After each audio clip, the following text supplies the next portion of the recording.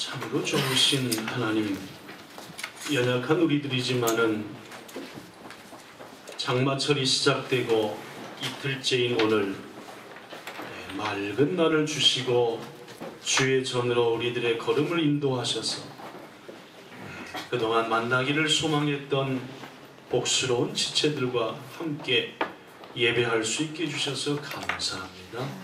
우리는 부족하고 어리석지만은 주의 은혜는 크시오며 이 시간도 말씀과 기도와 모든 것들을 통해 하나님께는 영광, 우리에게는 변화와 새로운 시간 되게 하여 주시옵소서. 아멘. 말씀을 전하는 종이나 받는 성도들에게 은혜와 긍휼로 채워주시기를 소망하며 예수님 이름으로 기도드리옵나이다. 아멘. 자, 옆에 계신 지체들과 서로 손을 잡고 그리스도 안에서 축복하겠습니다. 당신을 주님 안에서 많이 사랑합니다. 이렇게 고백합시다. 당신을 주님 안에서 정말 사랑합니다. 시작! 당신을 주님 안에서 정말 사랑합니다. 지금 혹 위기에 처해 있으십니까? 시작! 지금 혹 위기에 처해 있으십니까? 금식하며 예배당에 나와 하나님 말씀 의지하며 기도합시다. 시작! 금식하며 예배당에 나와서 하나님 말씀을 의지하며 기도합시다. 유혹에 넘어가지 않도록 간절히 부르짖어 기도하여 하나님께서 특별히 주목하셨던 야실처럼 우리가 속한 곳에 응답의 통로 됩시다. 좀 길지만 지난주 말씀입니다. 시작! 유혹에 넘어가지 않도록 간절히 부르짖어 기도하여 하나님께서 특별히 주목하셨던 야실같이 우리 속한 곳에 응답 됩시다. 그럽시다. 예, 말씀을 전하겠습니다.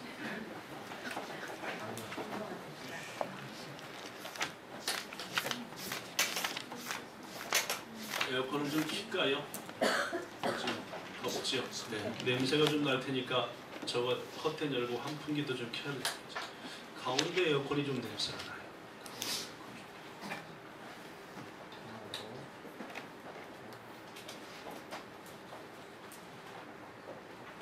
네, 한 10분쯤만 있다가 끄겠습니다. 추워하시는 분들 계실 텐데.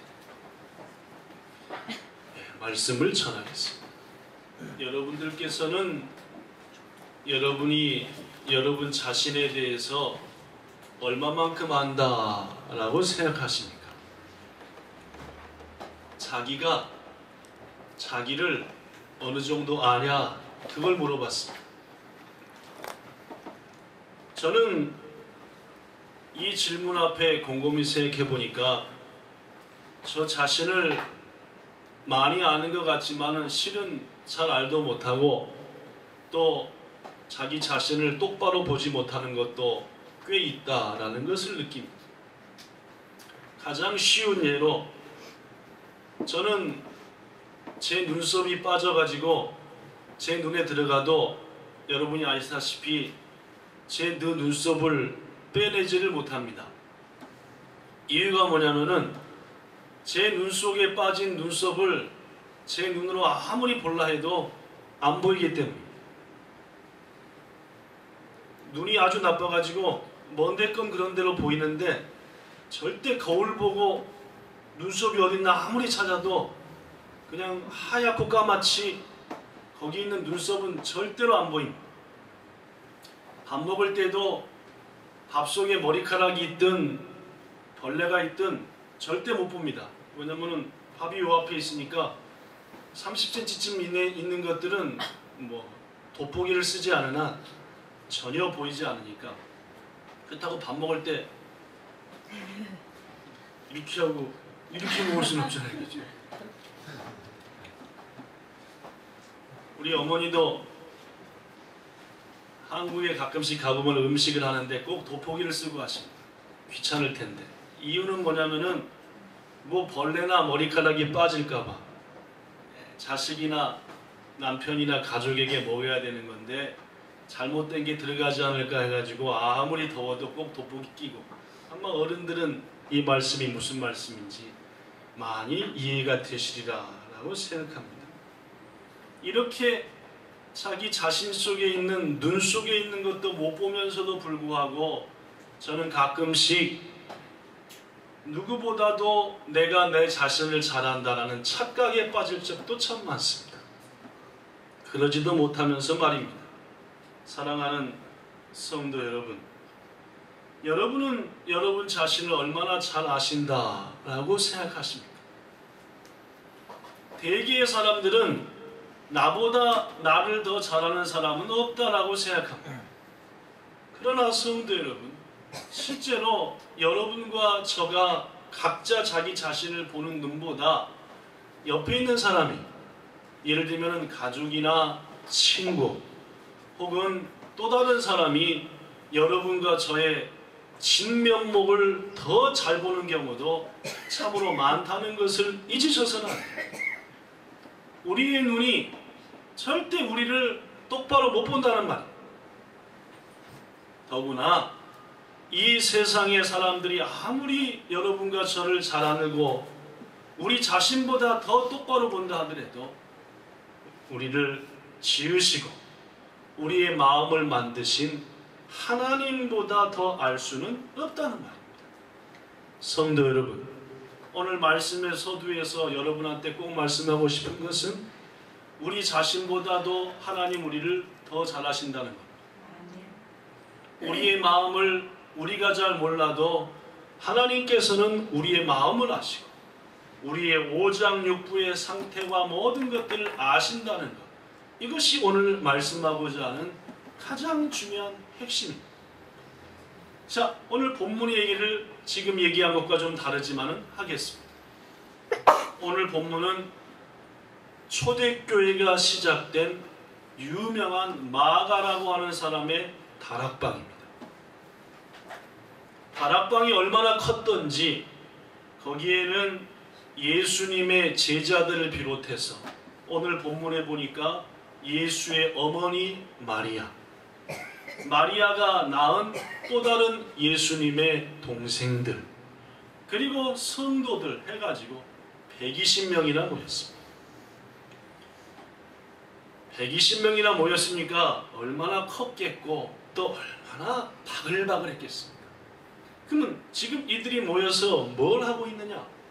첫째는 예수께서 약속하신 성령을 기다리고 있습니다.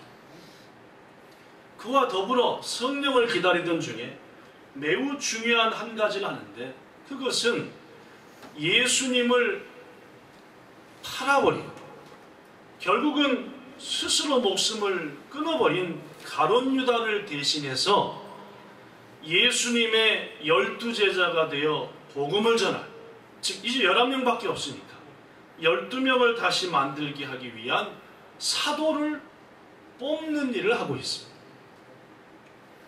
그들이 사도를 뽑기 위해서 먼저 자격을 제시했습니다. 우리 12사도에 들어 그리스도의 부활과 말씀을 증거하기 위해서 조건 하나가 필요하다. 그 조건이 뭐냐? 오늘 본문 21절과 22절에 보니까 그 조건이 이렇게 기록되어 있습니다. 읽어보죠. 여기 써졌습니다. 앞에 스크린에 있습니다. 그죠? 21절과 22절 조건입니다. 사도가 될 조건. 시작. 요한의 세례로부터 우리 가운데서 올리워 가신 날까지 주 예수께서 우리 가운데 출입하실 때 항상 우리와 함께 다니던 사람 중에 하나. 물론입니다. 일본어 성경에는 주 예수가 私たちと共に生活されていった間、つまりヨハネの洗礼の時から始まって私たちを離れて天に上げられた日までいつも一緒にいた者の中から誰か一人라고 되어 있습니다. 똑같은 말입니다. 조건이 뭡니까?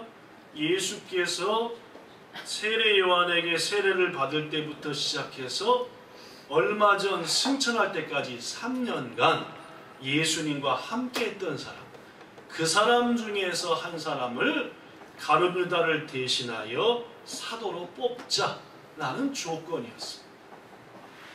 그 조건에 따라서 거기 모인 120명의 성도들이 두 사람을 추천했는데 그 추천을 받은 사람의 이름이 오늘 본문에 보면은 요셉과 마띠아라고 말합니다. 여러분, 그렇다면 여러분, 이 요셉과 마띠아 두 사람 중 한 사람을 사도로 세워야 되는데 거기 모인 120명의 성도들은 어떤 방법으로 둘 중에 한 사람을 선택했을까요? 뭡니까? 물론 제비를 뽑았습니다. 요새도 말하면 사다리를 탔다. 그런 거 비슷할지도 모르겠습니다. 제비를 뽑았다라는 말. 여러분한테 물어보지요. 답을 하셔야 됩니다. 제비 뽑기가 우연입니까? 아니면은 항상 하나님의 인도하시는 결과를 보여주는 것입니까? 자, 1번은 우연이다. 2번은 제비 뽑기는 항상 하나님의 뜻의 결과를 보여준다. 3번, 이것도 저것도 잘 모르겠다. 다시 한번, 제비 뽑기는 우연이다.